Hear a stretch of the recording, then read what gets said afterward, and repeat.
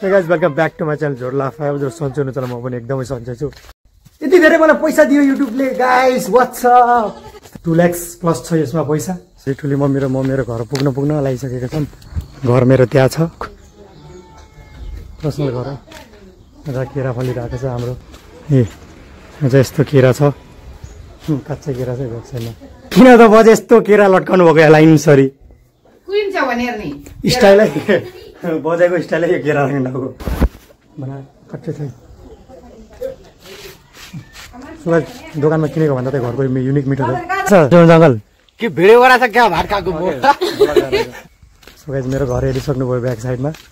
आजको मेरो यो भ्लग मन परेमा लाइक सब्स्क्राइब शेयर कमेन्ट गर्नु होला।